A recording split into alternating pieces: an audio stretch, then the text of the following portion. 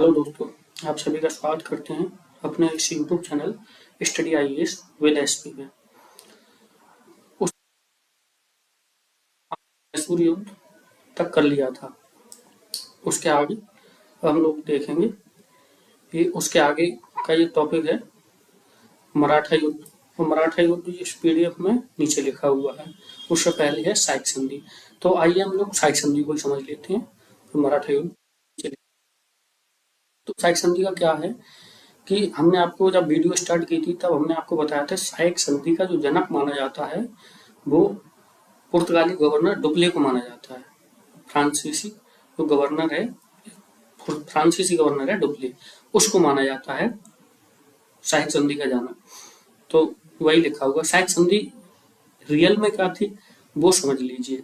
साइक संधि का मतलब था कि जिस भी राज्य से हम साइक संधि अंग्रेज करते थे, तो जो भी राज्य साइक संधि करता था तो उस राज्य में अंग्रेजों की एक सैन्य टुकड़ी रहती थी और उस सैन्य टुकड़ी का पूरा वेतन और खाना पीना पूरा खर्चा यानी कि उस राज्य की अर्थव्यवस्था पर वहन मतलब निर्धारित कर दिया जाता था, उसे ही वहन करना पड़ता था। तो ये थी साइक संधि, यानी कि जो सेना रहेगी वो तुम्हारी सुरक्षा में रहेगी। अंग्रेज ये कहते थे कि हम तुम्हारी सुरक्षा के लिए ये साइक संधि करते, तो हम अपनी सेना आपके राज्य में रख रहे हैं, वो आपकी सुरक्षा करेगी और जो सुरक्षा करेगी उसके एवज में आप हमारी सेना का खाना और वेतन जो भी खर्चा हो वो आप देंगे।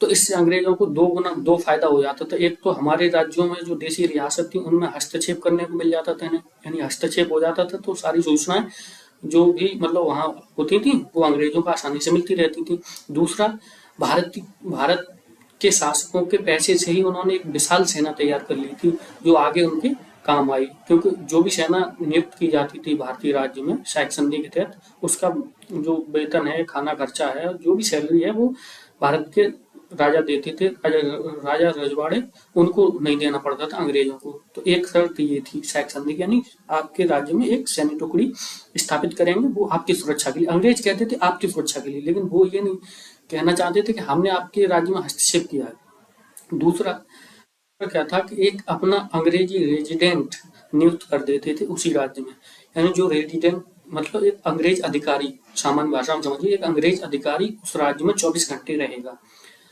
और सेना रहेगी, और जो अधिकारी रहेगा वो 24 घंटे यही नजर रखेगा कि ये राज्य किसी से किसी प्रकार के कोई षड्यंत्र या कोई संबंध तो नहीं बना रहा है अंग्रेजों के खिलाफ। ये रेजिडेंट देखता रहता था और पूरी सूचना अंग्रेजों को पहुंचाता रहता था। उसका भी जो वेतन है वो एक देसी राजा और रजवाड़े वहन करते थे।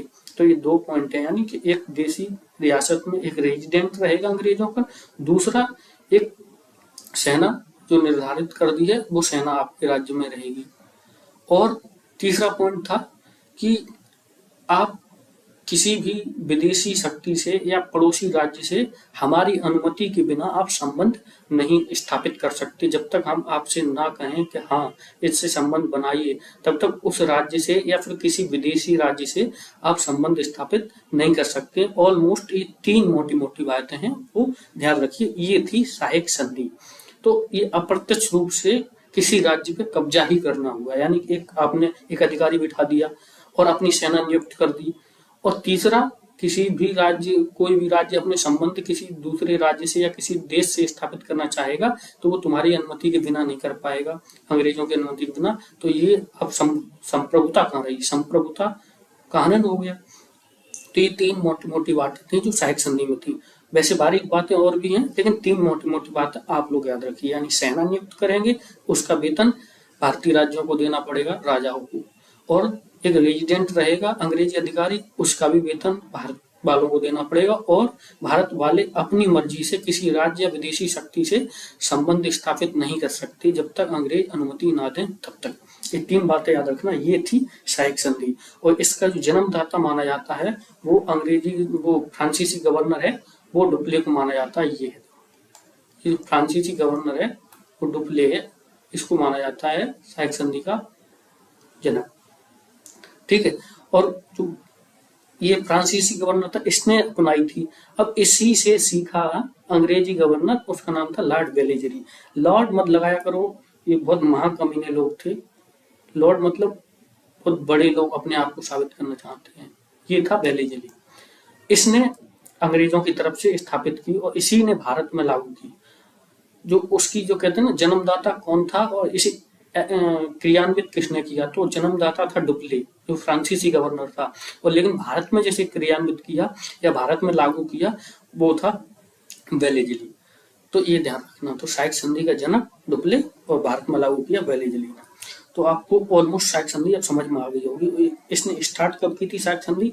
वो स्टार्ट की थी 1798 ईस्वी में।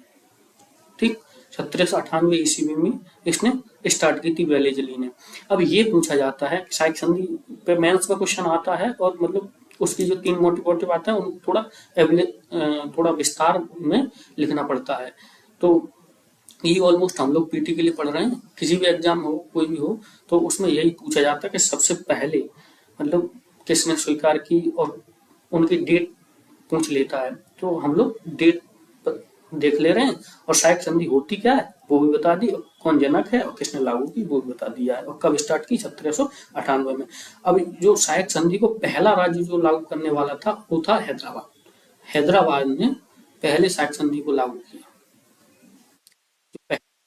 जो था हिंदुस्तानी जो लागू करने वाला साइक संधि वो था हैदराबाद। इसने 1798 में ही उसने मतलब इम्प्लीमेंट की और इसने 1798 में ही अपने राज्य पर लागू कर ली। यानी इसने सेना भी रख ली, एक रेजिडेंट भी रख लिया और कह दिया जी हुजूर हम आपके अधीन हैं, हम आपके बिना पूछे किसी से संबंध नहीं बनाएंगे, किसी से बात भी नहीं करेंगे। ये सीन था।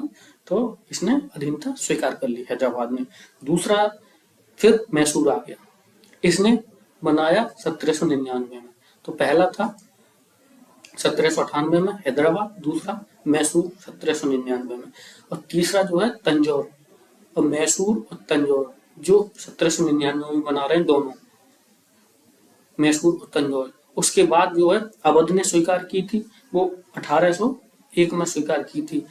अब आप सोच रहे होंगे कि अवध का हमने एनेक्सेशन पढ़ा था, यानी उसका विलय पढ़ा था, तो विलय वो 1856 में हुआ है, वो किया है वेलेजली, वो डलहौजी ने। ये है साइक संधि। तो साइक संधि और हड़प की नीति यानी विलय की नीति में थोड़ा अंतर रखिएगा। कुछ लोग हैं मतलब यही सोच लेते हैं, मतलब दोनों को मिक्स कर देते हैं, तो मिक्स मत करिए। सहायक संधि अलग है और विलय की नीति या हड़प की नीति अलग है, वो डलहौजी चलाएगा। ये सहायक संधि चलाई है वेलेजली ने।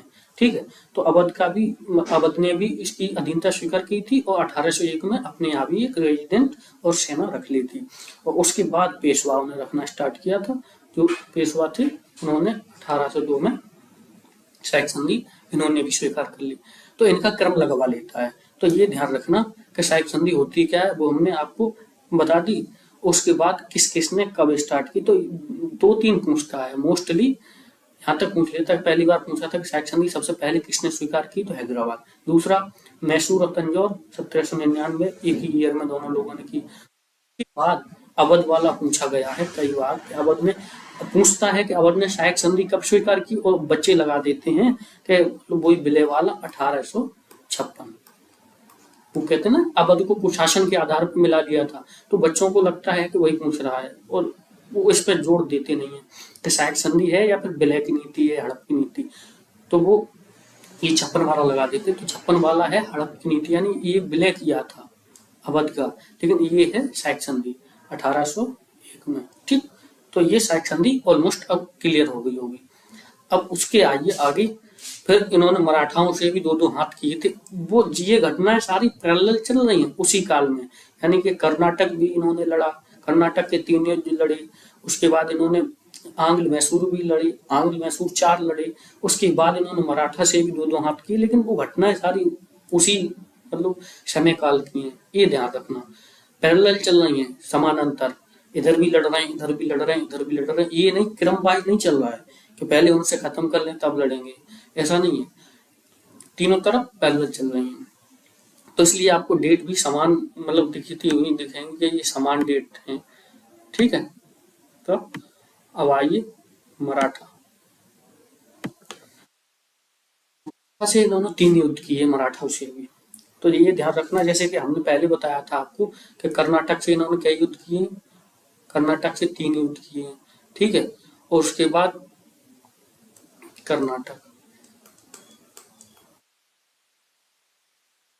उसके बाद इन्होंने 4 युद्ध किए हैं मैसूर से, जो पिछली वीडियो में हमने आपको पूरी तरह से क्लियर कर दिया था कि कब कब हुए हैं, हम रिकॉल कर सकते हैं।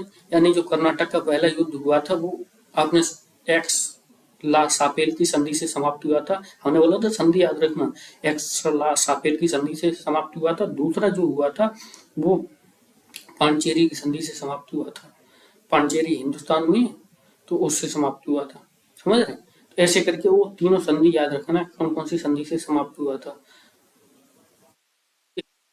से भी लड़ा था, यानी कि फ्रांसीसी से लड़ा था, वेदरा का युद्ध लड़ा था डचों से, और फ्रांसीसी से लड़ा था वांडीवास का। उसके बाद ये मैसूर से युद्ध लड़े थे, तो मैसूर से भी 3 संधि की थी। जो मैसूर से संधि की थी उसमें इन्होंने मद्रास की थी, और उसके बाद मद्रास की, और उसके बाद मैंगलोर की, और उसके बाद श्रीरंगपट्टनम की। 3 संधि इनसे की थी, 3 कर्नाटक से की थी। ठीक है, तो ये याद रखना कि 3 संधि उनसे की थी कर्नाटक वाले में, और 3 संधि यहाँ की थी। इजी कॉल हो गया होगा, तीनों संधि उसकी और इसकी। और बांडीवास का युद्ध हुआ था जो फ्रांसीसी से हुआ था, वो हुआ था 1760 में बांडीवास वाला, और 1759 में हुआ था बेदरा का युद्ध। ठीक, तो ये चीज याद रखना, जो हमने पहली वीडियो में बताया था वो थोड़ा रिकॉल करवा दिया। और ये चीजें देखो, ये घटनाएं पैरेलल चल रही हैं, तुम्हें लगता होगा कि एक के बाद एक घटना, एक नहीं, पूरी सारी एक के साथ एक चल रही है। ठीक है, तो उसके बाद अब आइए, मराठा युद्ध चल रहा है, तो मराठा में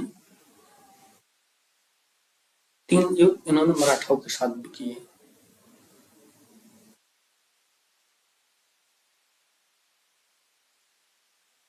क्या इन्होंने 1800 मतलब 1775 से 1882 ईस्वी तक लड़ा पहला युद्ध।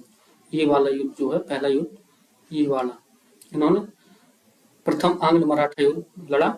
और हम मराठा साम्राज्य को विस्तार में आगे पढ़ने वाले हैं, क्योंकि शिवाजी वाला पढ़ना पड़ेगा।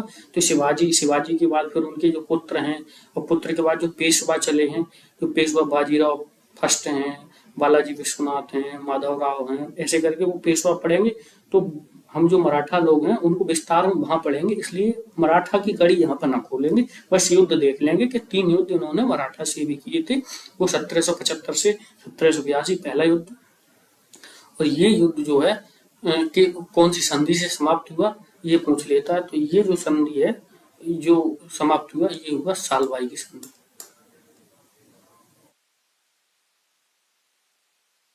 ठीक, ये सालवाई की संधि से समाप्त हुआ युद्ध, जो पहला युद्ध हुआ। तो इसमें जो गवर्नर था उस टाइम पीरियड याद करो कि इस टाइम कौन गवर्नर होगा। वॉरेन हेस्टिंग का काल था, तो वॉरेन हेस्टिंग था सालवाई की संधि से, उसने ये युद्ध समाप्त किया मराठा वाला। फिर उन्होंने क्या किया कि दोबारा फिर मराठा का युद्ध स्टार्ट कर दिया 1803 से 1805। यहाँ पर ये 5 कर लेना, 3 और 5, 3 से 5 2 साल ये भी चला। और इसमें क्या हुआ है कि जो है मराठा लोग आपस में ही लड़ने लगे थे कुर्सी के लिए। जो उसका एक चाचा था, वो चाचा चला गया था अंग्रेजों के पक्ष में और कुर्सी के लिए लड़ने लगा था। तो फिर यहाँ पर कई संधि हुई थी। जो मेन संधि है वो संधि है जो युद्ध मतलब इससे समाप्त हुआ, उसका नाम है बसीन की संधि। ठीक, ये याद रखना, यानी बसीन की संधि से ये दूसरा वाला युद्ध समाप्त हुआ, बसीन की संधि से। और फिर तीसरा युद्ध हुआ, यानी तृतीय आंग्ल मराठा युद्ध हुआ 18 से 17 से 1800 ईस्वी में, यानी 18 से 17 से 18 एक साल चला ये वाला तृतीय। और इसमें इन्होंने मराठा को पूरी तरह से समाप्त कर दिया, रिप्लेस कर दिया पूरी तरह से तीसरे युद्ध में। अब मराठा की शक्ति को इन्होंने छीड़ कर दिया। तो इनके युद्ध के क्रम पूछ लेता है या संधि पूछ लेता है कि सालवाई की संधि कब हुई थी। तो पहले युद्ध में हुई थी बसीन की संधि, दूसरे युद्ध में, तीसरे युद्ध में तो मतलब मराठा की शक्ति कोई तोड़ दिया, फिर उसका कोई मतलब रहा नहीं था, यानी 1817 से 1818 तक। ठीक, तो ये मराठा के 3 युद्ध हुए। मराठा को हमने क्यों नहीं विस्तार से खोला है, क्योंकि हम मराठा को विस्तार से पढ़ने वाले हैं शिवाजी वाले चैप्टर में, तो फिर वहां पढ़ेंगे, तभी इनको हम वहां इसी चीज को रिलेट कर देंगे, ये ध्यान रखना, ठीक है। तो अब आइए पंजाब। अब इन्होंने किन किन को रिप्लेस कर दिया? बंगाल जीत ही लिया है, कर्नाटक के युद्ध लड़ लिए हैं, फ्रांसीसी को हरा दिया है, डचों को हरा दिया है, बंगाल पे विजय कर ली है, और मराठाओं से भी लड़ लिए, कर्नाटक की युद्ध भी लड़ लिए, और मैसूर से भी लड़ ली, सबको साइड लाइन कर दिया। अब बचा पंजाब। अब ये क्या कर रहे थे? ये चीजों को, वही चीज है, ये उस पर अधिकार करना चाहते थे, तो अभी अधिकार करना चाह रहे हैं, तो अधिकार में अब ये आएंगे पंजाब की तरफ। पंजाब में राजा रणजीत सिंह बैठे हुए हैं, ठीक। तो पंजाब में कौन बैठे हुए हैं? राजा रणजीत सिंह। तो देखो, ये महाराजा रणजीत सिंह या रणजीत सिंह बैठे हुए हैं। यहाँ 12 मिसल थी, 12 मिसल में से ये जो रणजीत सिंह थे वो शुकर चकिया मिसल के थे। यानी मिसल का मतलब होता है कि सैन्य टुकड़ी। जैसे यहाँ पर आप इस हिसाब से समझिए कि यहाँ पर 12 सैन्य टुकड़ी थी। जो 12 सैन्य टुकड़ी में से जो सबसे फेमस सैन्य टुकड़ी थी, जो ज्यादा शौर्य, वीर और साहस का परिचय देती थी, उसका नाम था शुकर चकिया मिसल। मिसल बोलते हैं सैन्य टुकड़ी को। तो वो सैन्य टुकड़ी शुकर चकिया मिसल से थे राजा रणजीत सिंह। तो वो इस शुकर चकिया मिसल से थे। तो इनका शासन था यहाँ पर पंजाब में। अब इन्होंने, अंग्रेजों ने यहाँ पर इंटरफेयर करना किया।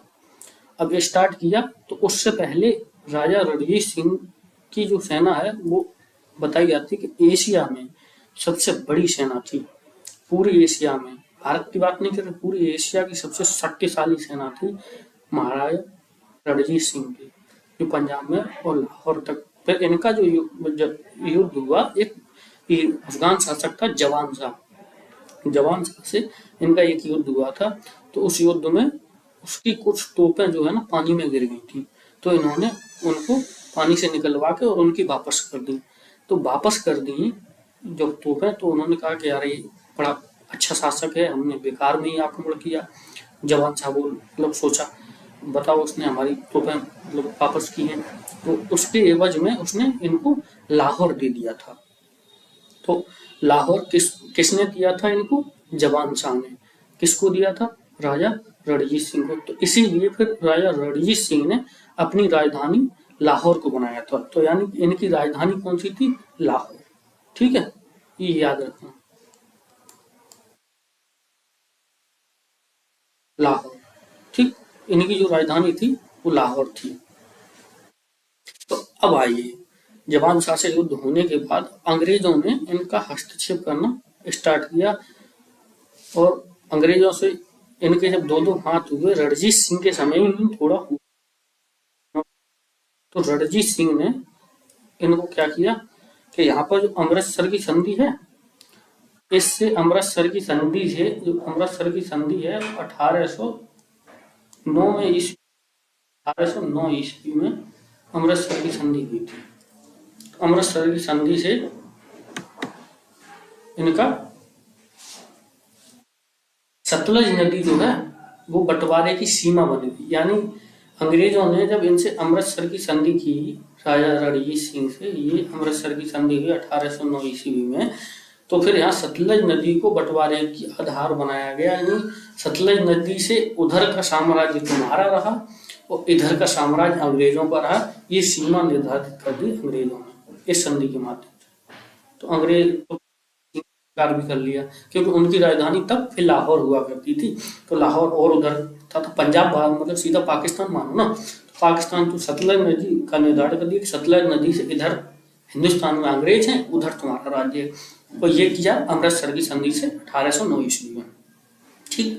उसके बाद कहानी चलना स्टार्ट होती है कि राजा जो रणजीत सिंह है उनकी हो गई मृत्यु। अब उनकी मृत्यु होने के बाद फिर चीजें बदलना स्टार्ट हुई, क्योंकि अंग्रेजों को सिर्फ राजा रणजीत सिंह से ही डर लगता था। बाद बाकी फिर चीजें उतनी मतलब कठिन उनके लिए रही नहीं, क्योंकि रणजीत सिंह की सेना भी मजबूत थी और वो भी एक शौर्य और प्रतिभा के धनी थे। वो किसी से तनिक भी हार नहीं मानते थे। उनकी एक आंख मतलब नहीं थी तो वो कहते थे हमें ईश्वर ने एक आंख दी, एक आंख नहीं दी है, इसलिए नहीं दी है कि कहा है कि हम पूरी दुनिया को, यानी कि पूरी दुनिया को हम एक ही नजर से देखें। समझ रहे हैं बात? यानी कि अपनी जो कमजोरी है उसको ताकत बनाओ, यानी कि अपनी वीकनेस को स्ट्रेंथ बनाओ। तो उन्होंने ये नहीं कहा कि हमें एक आंख दी है तो चीजें बहुत कठिन हो गई हैं, या मतलब किसी के सामने उस चीज को लेके कभी हिचके नहीं। उन्होंने ये कहा हमें एक आंख इसलिए दी है कि हम पूरी दुनिया को एक नजर से देखें, यानी एक नजर से, एक आंख से। समझ रहे हैं? तो ये अपनी कमजोरी में स्ट्रेंथ ढूंढने की जो क्षमता है वो इनमें थी, और वो ताकतवर भी थी, सेना भी उनकी बहुत शक्तिशाली थी। एशिया में हम बता रहे हैं तो उस हिसाब से। तो उनके जो पुत्र थे तो खड़क सिंह, ठीक। अब इनके जो पुत्र हैं यहाँ पर, ये इस पे ध्यान मत देना, बस इनकी मृत्यु पे ध्यान देना। बाद वाक्य ये वाला जो है ये आप काट दीजिए, ठीक। ये गलत है, इसको आप नहीं याद कीजिए।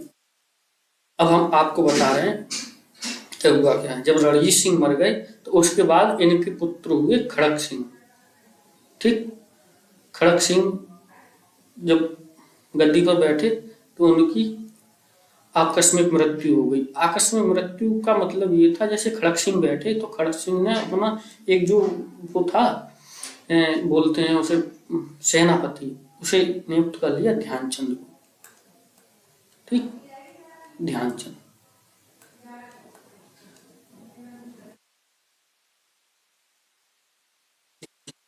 अब ध्यानचंद ने क्या किया, इनको खड़क सिंह को मरवा दिया धोखे से। इसने इसलिए मरवाया कि जब ये खड़क सिंह मर जाएंगे तो हमें गद्दी मिल जाएगी। तो खड़क सिंह जब मारे गए, इसने मरवा दिया, तो फिर गद्दी मिली नौनिहाल सिंह को। इनके पुत्र थे नौनिहाल सिंह, खड़क सिंह के पुत्र थे नौनिहाल सिंह, ठीक।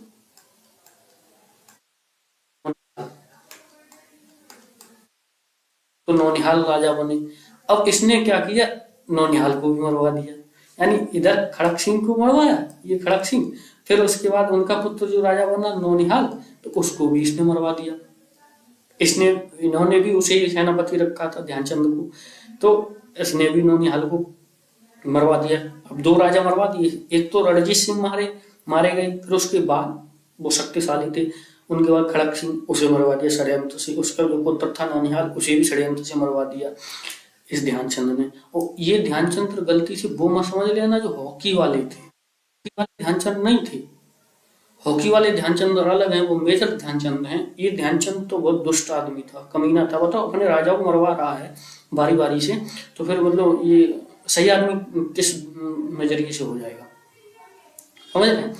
क्योंकि वो ध्यानचंद तो बहुत सलूक उनको करने का मन करता है, कि जैसे वो जर्मनी में मैच खेलने गए थे, हॉकी के जादूगर बोले जाते हैं, हॉकी खेलते थे मेजर मेजर ध्यानचंद, उनका नाम था ध्यानचंद। मेजर बाद को मतलब मेजर की पोस्ट दी गई थी आर्मी में।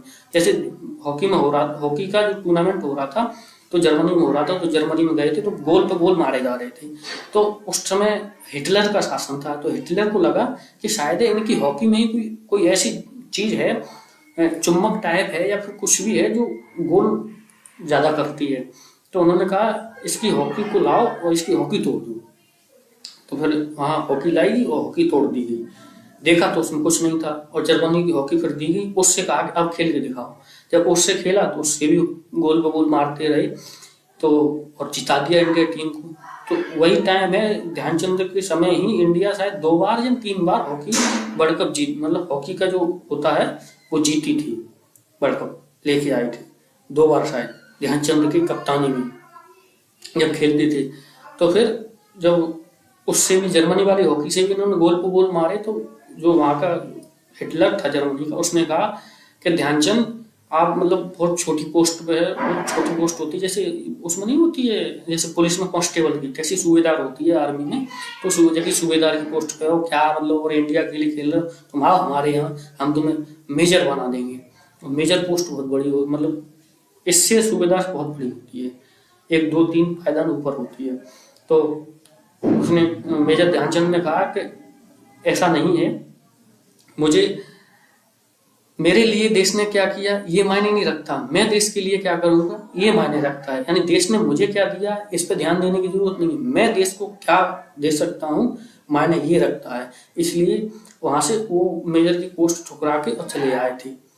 जब चले आए थे तो फिर यहाँ आके हिंदुस्तान को सुनने को मिला कि ऐसे ऐसे कोई वक्तव्य हुआ है, तो फिर हिंदुस्तान ने इन ध्यानचंद को सूबेदार से मेजर ध्यानचंद मेजर की पोस्ट पर सीधे तैनात कर दिया। तो फिर उस तभी से उन्हें मेजर ध्यानचंद कहने लगे। तो इनके नाम पर मेजर ध्यानचंद खेल रत्न पुरस्कार भी दिया जाता है, शायद आपने पढ़ा होगा करंट में। तो इन्हीं के नाम पे दिया जाता है मेजर ध्यानचंद की, जो हॉकी खेलते थे, हॉकी के जादूगर बोले जाते थे। तो इस चीज से ये लगता है कि पैसे से दुनिया में कुछ भी आदमी खरीद सकता है, लेकिन अगर एक हिंदुस्तानी अपनी जो उस पर आ जाए शान पे, तो हिंदुस्तानी का जमीर खरीद नहीं सकते आप पैसे से। वो असल में देशभक्त और हिंदुस्तानी होना चाहिए, वरना ऐसे जो सफेद कुर्ते में घूमते रहते हैं इनका कोई जमीर है? आज ये पार्टी बदल ली, कल वो पार्टी बदल ली, परसों किसी और में है, समझ रहे हैं? इनका कोई ईमान नष्ट हो गया है। और ऐसे भी लोग रहे हैं जो मतलब किसी पोस्ट को ठुकरा देते हैं, और ये ऐसे भी हैं जो अपनी जीत के लिए किसी की भी जान लेने को तनिक भी नहीं हिचकते हैं, हमारे जो सफेद कुर्ते में घूमते हैं। ठीक है, तो फिर आइए उसी टॉपिक पे चलते हैं। तो फिर ये रणजीत सिंह, फिर उसके बाद खड़क सिंह और नौनिहाल सिंह। अब नौनिहाल सिंह का जो पुत्र था उसका नाम था शेर सिंह, और जो शेर सिंह था वो बना, तब तक ये खत्म, मतलब ध्यानचंद नहीं रहा।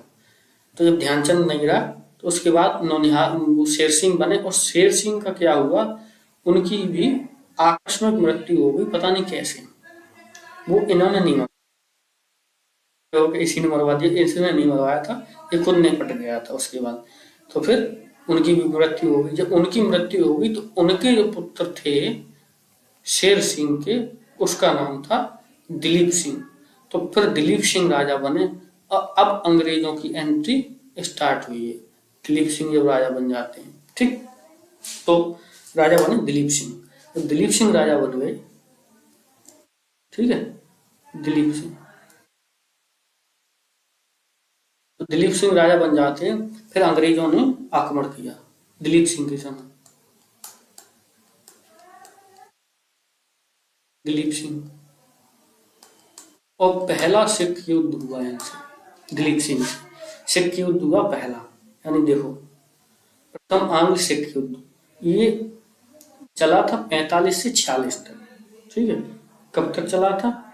ये चला था यानी 1845 से 1846 तक, ठीक। यहाँ पर 45 लिखा हुआ, तो 1845 से 1846 तक चला।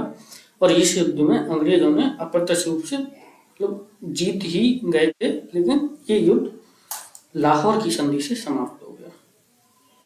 और एक लाहौर की संधि होती है, अंग्रेज और महाराणा दिलीप सिंह के मध्य नहीं हुई थी, ये हुई थी दिलीप सिंह के, जब दिलीप सिंह राजा थे, ठीक है। महाराजा रणजीत सिंह तो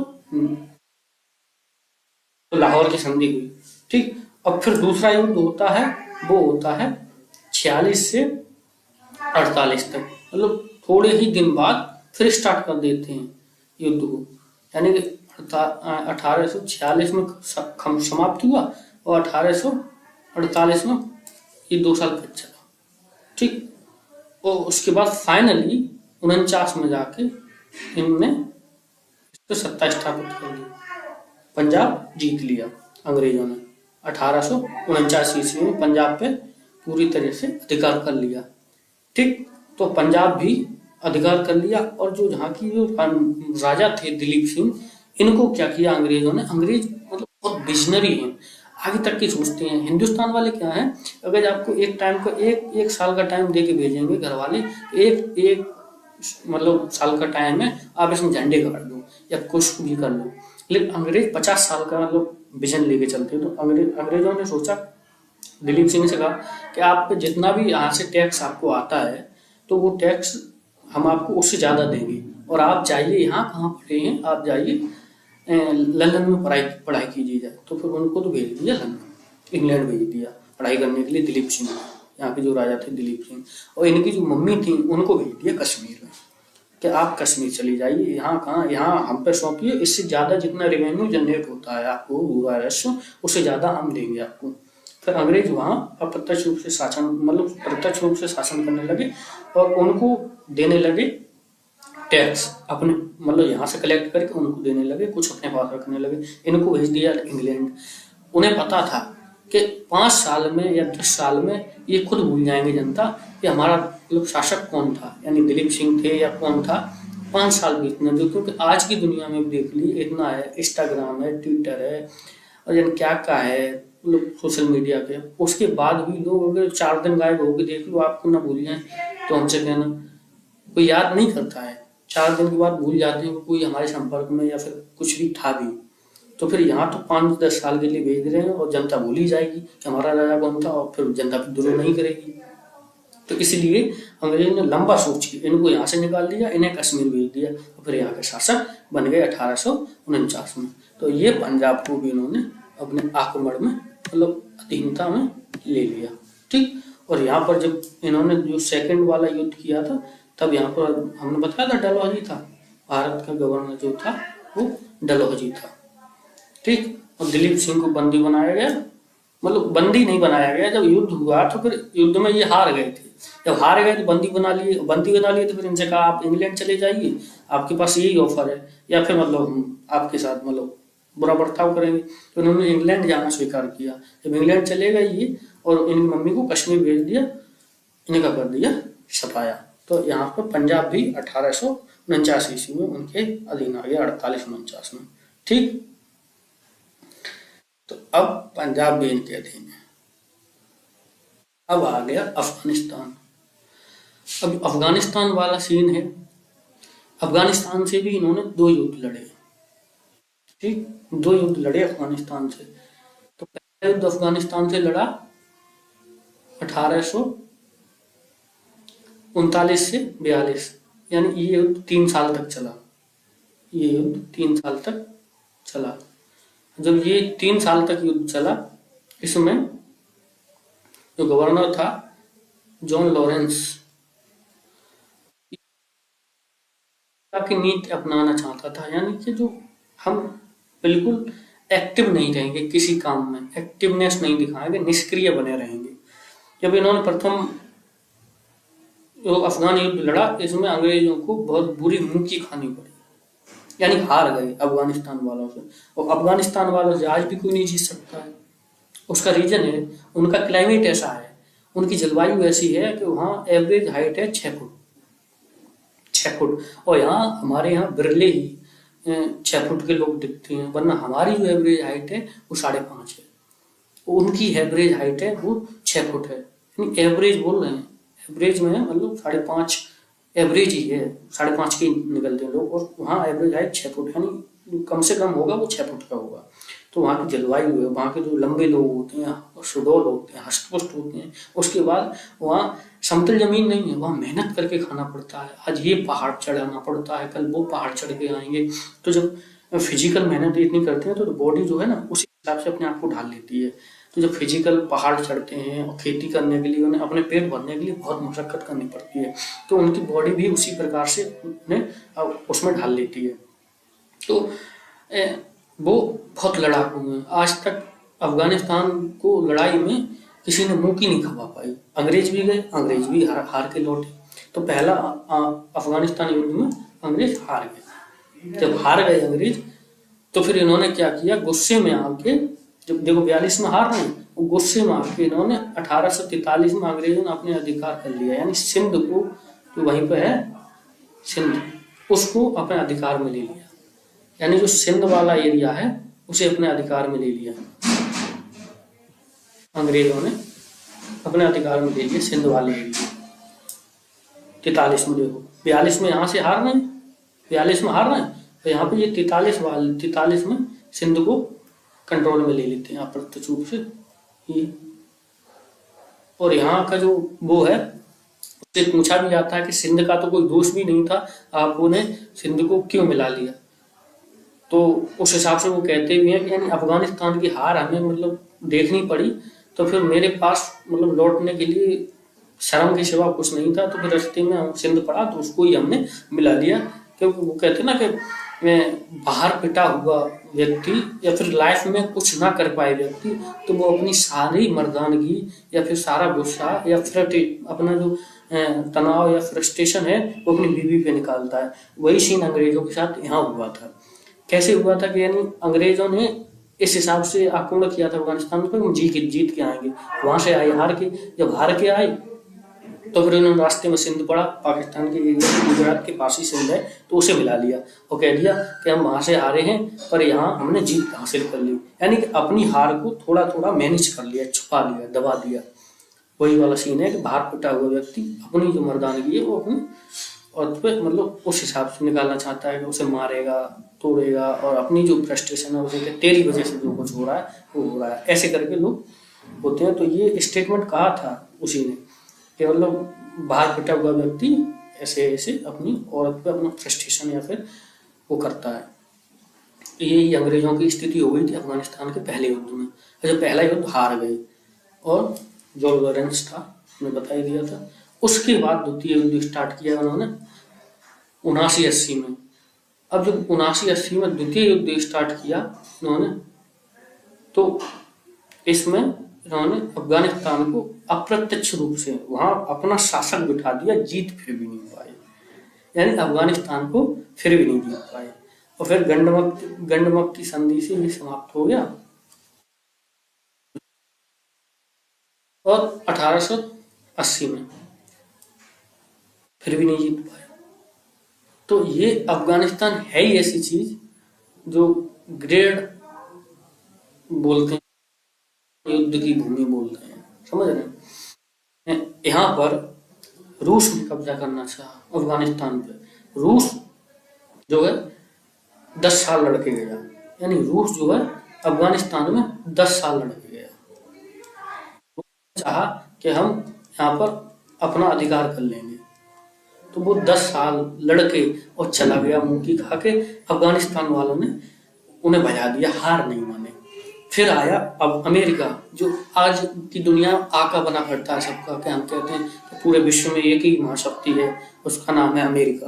तो अमेरिका भी आया और अमेरिका लड़ा 20 साल। ठीक, ये रूस लड़ा 10 साल, अमेरिका लड़ा 20 साल। और अमेरिका भी आपने देखा होगा शायद न्यूज, 20 साल लड़ने के बाद भागना पड़ा अमेरिका को भी। और ऐसे भागा कि मतलब जैसे ने तैसे आपने देखा होगा तालिबानियों ने अपना अब आक्रमण किया तो अफगानिस्तान के लोग भी भागे हेलीकॉप्टर पर लटक के, और अमेरिकावी सैनिक ऐसे भागे जैसे कि कोई दौड़ा रहा है, समझ रहे। तो अफगानिस्तान से कोई नहीं जीत सकता। अमेरिका को दो ही लोगों ने सबक सिखाया, एक अफगानिस्तान ने हरा के और दूसरा जो वियतनाम है उसने। वियतनाम ने भी इतना ऐसे तबाह किया कि वहां से भी ये निराश होकर लौटा था, हार के लौटा था। यही अफगानिस्तान से हुआ। तो ये देख लो, अब अफगानिस्तान 2 युद्ध लड़े। ये युद्ध का क्रम याद रखना, यहाँ की संधि तो एक ही है, गंडमक की संधि, ठीक।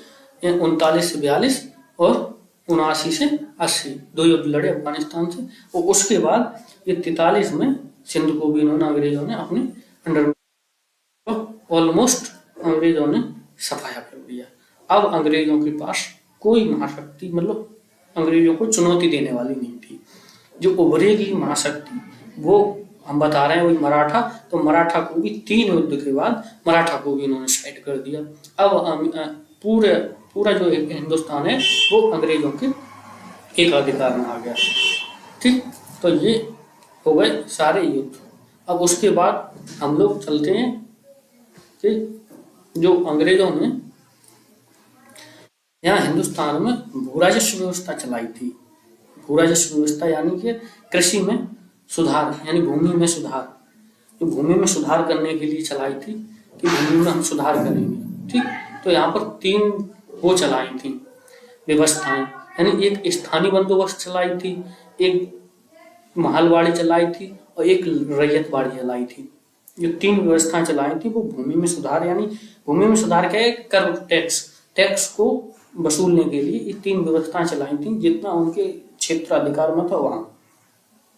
तो ये पूछा जाता है कि स्थायी बंदोबस्त कब चलाया, किसने चलाया, कौन कौन से मतलब एरिया में लागू था, कितने परसेंट एरिया में लागू था, परसेंट वाला भी पूछा है क्वेश्चन। और उसका गवर्नर का पूछ लेता है नाम, और उसका पूछ लेता है कि इसका नाम क्या है। ठीक, तो यहाँ समझना अच्छी तरह से। पहले जो है स्थायी बंदोबस्त चला, तो स्थायी बंदोबस्त जो चलाया, देखो ये लिखा है स्थायी बंदोबस्त, ठीक है। तो स्थायी बंदोबस्त चला 1793 ईस्वी में, और चलाने वाला था कॉर्नवालिस, जो गवर्नर था कॉर्नवालिस। और कहाँ चलाया, बंगाल में, बंगाल वाले एरिया में इसने स्थायी बंदोबस्त चला। पहले चलता था जमींदारी प्रथा, जमींदारी प्रथा ही अप्रत्यक्ष रूप से इसे जमींदारी ही मानिए, जमींदारी प्रथा, इसे इस्तेमारी भी कहते थे।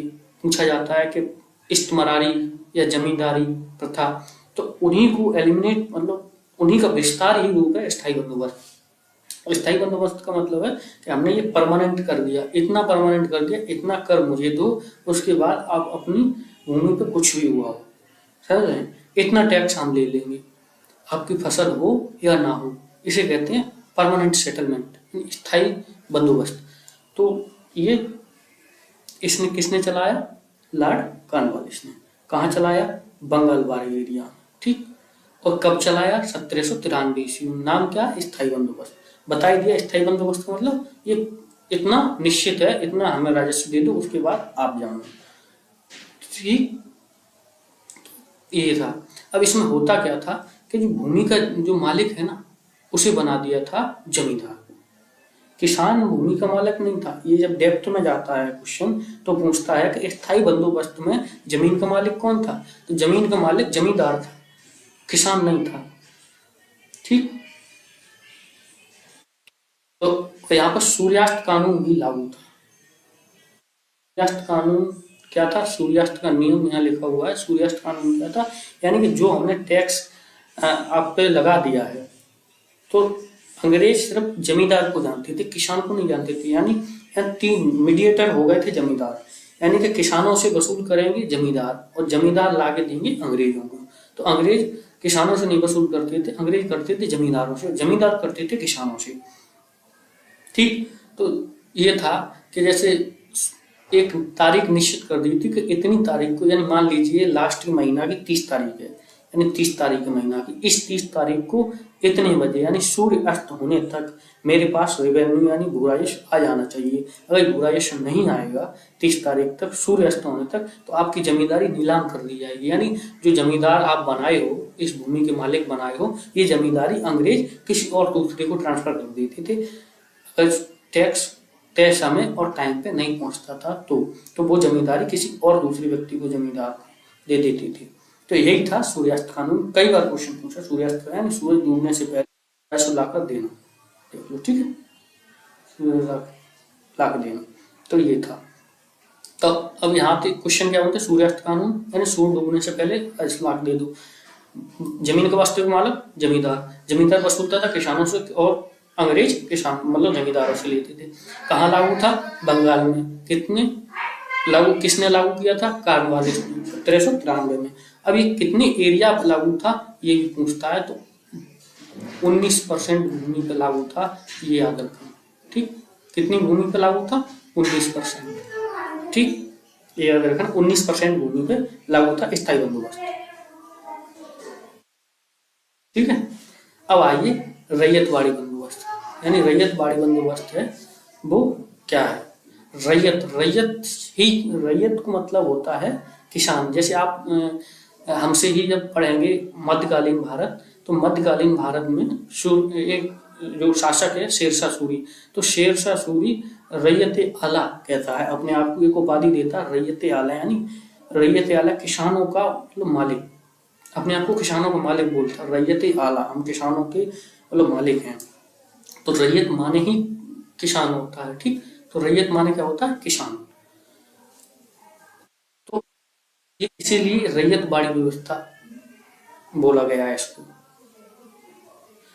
तो वो है स्थायी बंदोबस्त, ये है रैयतवाड़ी। रैयत मतलब किसान, और किसान के लिए व्यवस्था की गई रैयतवाड़ी पद्धति।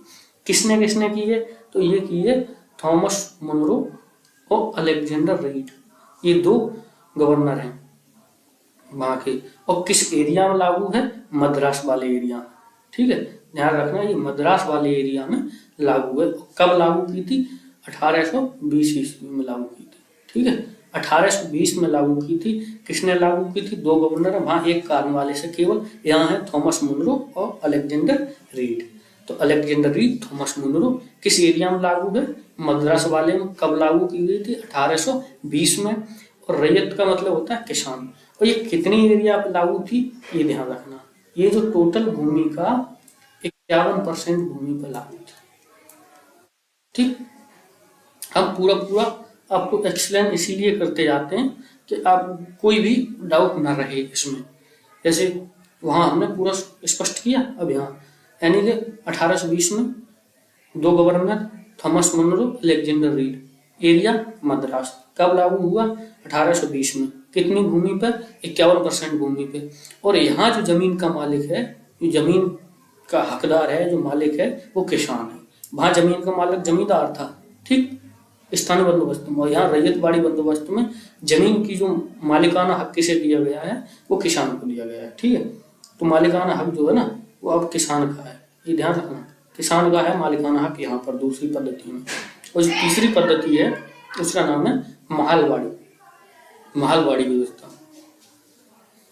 तो यहाँ पर रैयत का मतलब जो हमने बता दिया किसान। तो यहाँ जो अंग्रेज हैं वो डायरेक्ट डील कर रहे हैं, डायरेक्ट डील कर रहे हैं किसानों से। तो यहाँ पर ये जो व्यवस्था है, सारी व्यवस्थाओं में सबसे जो सुटेबल व्यवस्था अंग्रेजों की चल के दी, या फिर अंग्रेजों को उससे लाभ हुआ, हानि नहीं हुई, वो रैयतवाड़ी ही व्यवस्था थी। क्योंकि वहां जो जमींदार थे ना, वो जमींदार ज्यादा वसूलते थे, अंग्रेजों को देते थे, उसके बाद अपने पास भी रखते थे। समझ रहे हैं? तो इसलिए, और ये अब तीसरी व्यवस्था है महलवाड़ी व्यवस्था। और जो महलवाड़ी व्यवस्था है वो 1822 में लागू की इन्होंने इंडिया में। अब जो 1822 ईस्वी में लागू की, और किसने लागू की? हॉल्ट मैकेंजी का नाम आता है। जो हेल्ट मैकेंजी है उसने जो है लागू की थी। यहाँ पर ये वाला जो फैक्ट है,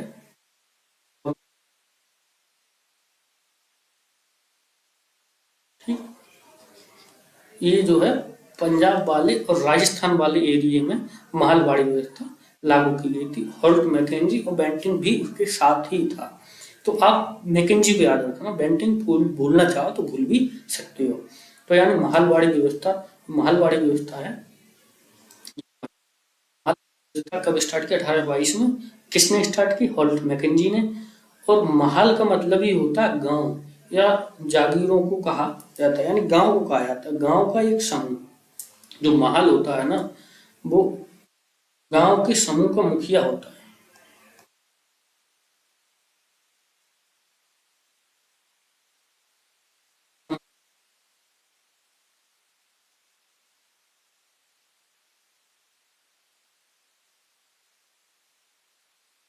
गांव के समूह का प्रमुख होता है, उसे कहते हैं महल। ठीक, तो यहाँ पर महलवाड़ी व्यवस्था में उन्होंने इंडिविजुअल रूप से, अंग्रेजों ने एक एक रूप से किसानों से मतलब ये लगान नहीं किया था। उन्होंने किया जो किया उन्होंने गांव का जो मुखिया था उससे लगान का जो एग्रीमेंट है वो। यहाँ जो रैयतवाड़ी में किया किसानों से, स्थायी बंदोबस्त में किया जमींदारों से, यहाँ किया गांव का जो मुखिया है, जो पूरे गांव का मुखिया है, उससे लगान का एग्रीमेंट किया कि आपसे हम इतना लगान लेंगे, आप इनसे वसूलोगे, वो आप जानो। तो इसीलिए इसे महलवाड़ी व्यवस्था बोला गया। तो ये डायरेक्ट, ये भी लगान डायरेक्ट किसानों से नहीं जाता था, महल जो था उससे जाता था। तो ये महलवाड़ी व्यवस्था 1822 हॉल्ट मैकेंजी पंजाब और राजस्थान वाले एरिया में लागू की। और महल का मतलब होता गांव का समूह। कितने परसेंट एरिया पे ये लागू था? जो महलवाड़ी व्यवस्था है वो 30% एरिया पे लागू था। ठीक, ये 19%, 51%, 30%। अब आपको कंफ्यूजन नहीं रहेगा कि मतलब अब जोड़ लीजिए आप 100% हो जाएगा। 51, 49, 70, 70, 30, 100। तो 100% जमीन पे ऐसे ऐसे डिस्ट्रीब्यूशन किया गया था। तो 30% में मालवाड़ी व्यवस्था लागू थी, 51% पर रैयतवाड़ी थी, और 20% मतलब 19 लगभग 19% या 20% पे स्थायी बंदोबस्त लागू था। ठीक है, तो ये चीजें आपको अब क्लियर हो गई होंगी। ये 3 व्यवस्था थी जो इन्होंने लागू की थी। अब आप देखिए, ये दिख रहा होगा स्थायी बंदोबस्त बंगाल वाले एरिया में है, इंडिया का मैप बना। और ये जो है महालवाड़ी, ये जो महालवाड़ी है वो पंजाब और राजस्थान वाला एरिया है। और जो रैयतवाड़ी है ये तमिलनाडु है, आंध्र प्रदेश है, वो वाला एरिया नीचे दक्षिण वाला। तो ये इतनी चीजें थी जो स्थायी बंदोबस्त और रैयतवाड़ी और मालवाड़ी, ये आपको कंफर्म हो गई होंगी। अब आइए हम लोग रिवाइज कर लेते हैं इन सारी चीज़ों को कि कौन कौन सी चीज़ें थी जो हम लोगों ने आज स्टार्ट की थी। यानी कि हम लोगों ने क्या किया, यानी मराठा सहायक संधि पड़ी। अब सहायक संधि में क्या था, वही एक रेजिडेंस रहेगा, सेना रहेगी और किसी से विदेश संबंध नहीं बना सकते। अब सहायक संधि पहला लागू करने वाला हैदराबाद था, दूसरा मैसूर था, ध्यान रखना, ठीक है। पहला हैदराबाद, दूसरा मैसूर। और अवध 1801 में अवध था। और जो हैदराबाद में लागू की थी वो 1798 ईस्वी में थी। तो सहायक संधि। और सहायक संधि के बाद फिर हम लोगों ने मराठा की युद्ध पड़े। और मराठा से इन्होंने तीन युद्ध लड़े मराठाओं से। तो पहला युद्ध लड़ा जो 1775 से 82, 1775 से 82, और वो सालवाई की संधि से समाप्त हुआ। दूसरा युद्ध लड़ा 1803 से 1805, वो बशीम की संधि से समाप्त हुआ। और तीसरा युद्ध लड़ा 1817 से 1818, उस युद्ध में उन्होंने पूरा ही मराठा लोगों का पतन ही कर दिया। ठीक, फिर आए ये लोग पंजाब की तरफ। पंजाब में भी इन्होंने 2 युद्ध लड़े, एक 45 से 46 तक पहला लड़ा, उसमें अंग्रेजों ने ऑलमोस्ट हरा दिया। उसके बाद संधि कर ली। संधि के बाद दूसरा युद्ध फिर थोप दिया उन्होंने, 46 से 48, 49 तक चलता रहा। और ऑलमोस्ट 49 में इन्होंने पंजाब पर अधिकार करके जो वहाँ के राजा थे दिलीप सिंह और उनकी मम्मी, तो दिलीप सिंह को तो इंग्लैंड भेज दिया और उनकी मम्मी को कश्मीर भेज दिया, पेंशन देके, वार्षिक पेंशन देके कि जितना भी आपको रेवेन्यू कलेक्ट होता है वो हम आपको। ठीक, ऐसा ही ये अंग्रेज करेंगे नाना साहब के साथ, जो 1800 क्रांति में अब कानपुर से जो इस नेतृत्व करेंगे इस क्रांति का, कानपुर से, उन्हीं नाना साहब के साथ अंग्रेज ऐसा ही करेंगे। जो ये पेशवा थे महाराष्ट्र में, वहां से महाराष्ट्र से इन्हें निष्कासित करके और भेज देंगे कानपुर के बिठूर में। तो कहेंगे यहाँ के लोग 5 साल बाद इनको भूल जाएंगे, फिर उनकी पेंशन भी बंद कर दी। और यही किया एग्जैक्ट इनके साथ, 5 साल 10 साल तक पेंशन देते थे, फिर बंद कर देते। काहे की पेंशन? तो कहते थे हम राजा थे, तो राजा थे ले जाइए अपने राज्य में। और फिर वहां जाते थे 5-10 साल बाद, तो कोई जानता ही नहीं था। आप आज 4 दिन का वो भी देख लीजिए, आपको भी नहीं जानेगा। तो वहां का फिर 5-10 साल बाद राजा कौन पहचानता कि कौन राजा था या नहीं था। तो ये स्ट्रेटेजी थी अंग्रेजों की, यानी कि पहले हम इनको यहाँ से निकालें, फिर यहाँ की जनता भूल जाए, फिर हम इनकी पेंशन बंद कर दें। तो फिर पेंशन बंद कर दी थी। तो ये उन्होंने फिर अफगानिस्तान के साथ, अफगानिस्तान में गए लड़ने, 1839 से 1842 तक 3 साल लड़ा, पिटा के लौटे। अफगानिस्तान में तो कोई जीत के लौटा ही नहीं है, तो ये इनकी औकात क्या थी, तो ये भी पिटा के लौटे। जब ये पिटा के लौटे तो फिर उन्होंने जबरदस्ती सिंध को अपने अधिकार में ले लिया। वही कहते हैं ना कि बाहर पिटा हुआ आदमी घर दिक्कत करता है आके। तो फिर इन्होंने सिंध को, जबकि उसकी कोई गलती नहीं थी, आते हुए सिंध को अपने में मिला लिया, अपनी जो हार को थोड़ा अपने दिल को संतोष देने के लिए मैनेज किया उन्होंने। तो सिंध को 1843 में मिला लिया। और फिर उसके बाद दूसरा युद्ध लड़ा 1879 से 80 में अफगानिस्तान से। फिर वहां पर गंडमक की संधि की थी, और संधि करके और वहां पर अपना वो अप्रत्यक्ष रूप से शासक बैठा दिया। क्यों बैठा दिया, उसकी थोड़ी लंबी कहानी, क्योंकि रूस उधर रास्ते से हिंदुस्तान की तरफ न आ जाए, वहां पर का खतरा था। और दूसरा जो फ्रांस का नेपोलियन बोनापार्ट था, नेपोलियन का भी उनको खतरा था कि नेपोलियन अगर यहाँ आ गया तो हमारा ये उपनिवेश चला जाएगा। तो रूस और नेपोलियन का उनको अप्रत्यक्ष रूप से खतरा था, तो इसलिए उन्होंने अपना शासक बिठा दिया था। ठीक, तो उनका क्रम याद रखना, यानी कि अफगानिस्तान वालों हो गए 2 युद्ध, उसके बाद इन्होंने युद्ध उससे भी किए हैं, नेपाल से भी युद्ध किए हैं। तो नेपाल से 1516 में किया था, फिर 26 में किया था, फिर म्यांमार से युद्ध किया, फिर सिक्किम। तो वो युद्ध तो पैरेलल चलते रहे हैं, मतलब और 1-2 युद्ध, यानी कि नेपाल वाला 2 और बर्मा वाला, फिर सिक्किम से किया, सिक्किम को विलय किया था डलहौजी ने। तो वो करते रहे हैं, तो इसलिए हमने जो मेन थे वो आपको मतलब बता दिए। अब मुख्य धारा में हम लोग आ गए हैं, और जो इनकी जो भूराजस्व नीति थी ये भी हमने कर ली, यानी कि पहली स्थायी बंदोबस्त, फिर दूसरी रैयतवाड़ी और तीसरी महलवाड़ी। अब रैयतवाड़ी, महलवाड़ी और स्थायी बंदोबस्त क्या होता है वो हमने क्रम से पूरा आपको स्पष्ट रूप से बता दिया। अब हम मुख्य धारा में जो बढ़ने वाले हैं, जो स्टार्ट होगा इतिहास, जैसे 1857 की क्रांति से पहले हम लोग क्या करेंगे, विद्रोह और देख लेंगे। विद्रोह देखने के बाद 1857 की क्रांति में एंट्री करेंगे। तो ये हो गया। तो इसमें क्या होगा, स्थायी बंदोबस्त में किसने स्टार्ट किया, कॉर्नवालिस ने। कब किया, 1793 में। कहाँ किया, बंगाल में किया। कितने एरिया पे लागू था, 19% पे लागू था। ठीक, उसके बाद रैयतवाड़ी बंदोबस्त, रैयत कहाँ, मद्रास में। किसने, थॉमस मुनरो और अलेक्जेंडर रीड। कितने एरिया पे, 51% पे, 1820 में। कौन से एरिया, मद्रास। ठीक, महलवाड़ी दोस्तों 1822 में होल्ट मैकेंजी ने कितने एरिया पे, 30% पे। और जो है किसने स्टार्ट किया, होल्ट मैकेंजी ने। कौन से एरिया था, पंजाब और राजस्थान वाला।